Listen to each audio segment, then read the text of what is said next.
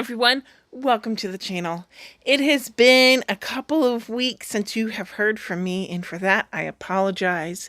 We have been spending most of April and May wrapping up our year and dealing with the craziness that is May. No matter how much planning I do, I feel like we always end up drowning in things that have to be done in May. I don't know what it is about May, but May is just insane. Anyways, we have now finished up our school year, I am pleased to say, and it is time to start doing our end of the year reviews of the curriculum that we used this year. So let me dive right into our math, and I will talk about what we liked, what we didn't, and get into it. So let's do that now. First up, we have for you Horizons Math, grade 1. This is what we used for our math this year. We were in first grade. I wouldn't say we hated it, but it wasn't a thrill either. It started out where my daughter really liked math, and at the beginning of the year she kind of enjoyed it. But there is so much, and I don't know that I have such great bits in here, examples. Oh, this is book 1. By the time you get to book 2, and you're going to see that there's a crud ton in here that is just not done. And that's because we got to the point where it was just so much work that it was overwhelming my daughter, and it was just way too much drill and kill for her. And so every lesson became a negotiation tactic before we could even begin to do the assignment. And it was taking upwards of an hour and a half to 2 hours just to get our math done. And it was becoming a large fight. And if there's anything I learned from trying to push with A Reason for Handwriting curriculum that we tried to use and threw out at the halfway point this year, it was, if you're fighting it, just let it go. And we made it through, and we pushed through it for 180 days. And then I just said, you know what? We're done. And I have been using the online game of prodigy.com, where you can set assignments, and it's like a game to them. And on prodigy.com, you can set standards for different areas. And if you can use for your state. I know Florida is on there. I know Alabama is on there. I know Ontario is on there. And I know there's a crud ton of others. Those are the only ones that stuck in my brain for some reason. You can kind of make an assignment with like the different types of things they need for those standards for that grade, and then the child goes into gameplay mode and plays it like a game. Each question is presented during a wizard battle, where think like Pokemon, where you have to battle somebody to get the task done, and to cast your spells in the wizard battle, you have to answer your math questions. You can let it roll and it will automatically do stuff with them, or you can set assignments. In the teacher mode, you can look in depth at how they're answering, how many questions they're getting right, what their student comprehension level is at. It's such a great tool.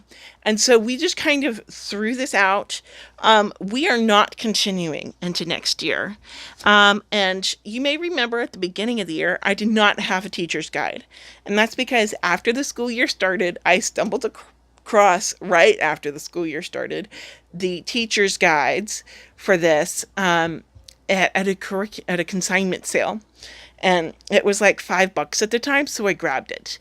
If you are going to do Horizons, unless you want it specifically for the answer key in the back, which it is somewhere, they do have an answer key somewhere back here.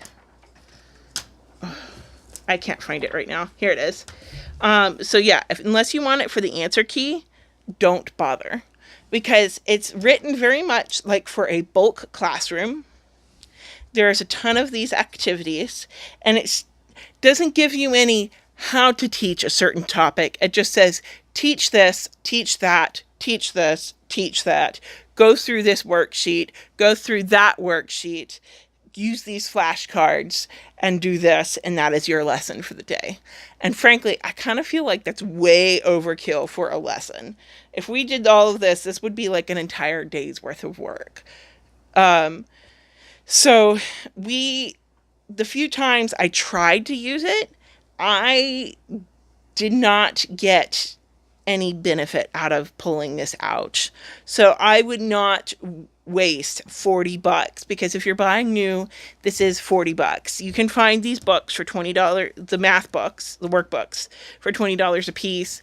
The teacher's guide is $40. I would not waste my money on the teacher's guide. It's just not worth it, unless you want it, like, for the answer key. And if you want it for the answer key, great. Maybe you can try to find one used, because I would look for like a used curriculums like place around you before I would try looking anywhere else. And so, yeah, and we are not using this for next year. I already have next year's curriculum picked out. My daughter is super excited about it. I'm going to save that for my second grade curriculum picks announcement video. But when we went to look at the answer key in the second grade teacher's guide, because when I found this one, I also found the second grade one, and at the time I was convinced I was going to continue with Horizons, so I grabbed both. And I'm kind of glad I did, because I only wasted $5 on this teacher's guide instead of wasting the $40 I would have spent getting the workbooks and then realizing that I made a mistake. It is a lot of drill and kill. The pages get just crowded. I know I like the curriculum for the visuals, but the pages just get super crowded with stuff. So I still say that Horizons is good at the kindergarten level. And I kind of feel like it's good at the first grade level. In using what we have here and basing off of what the placement guides on the Prodigy website have stated, based on an area locale near me's curriculum standards, it ends up placing her at a strong second grade level, to the point where I actually had to go back into Prodigy's like teacher mode and say, do not upgrade her to a second grade. She needs to complete the first grade work. So it's not like she's not learning from it, but it's challenging her in a way that she's not getting the positive benefit from it, and she's not getting in a positive association with it. And there are other curriculums that we can get that positive association with. So that's why we are transitioning to something else. Anyways, thanks for watching. This is this video kicks off the series on the end of year review videos. I will be posting them on at least every Wednesday. If I can get a whole bunch ready, you will start seeing some bonus videos on Fridays. And for now, be sure to look in the description box if you are interested in checking out Prodigy, and be sure to comment down below and hit that little bell for notifications if you want to tune in and follow along with us. Thanks for watching, everybody. Bye.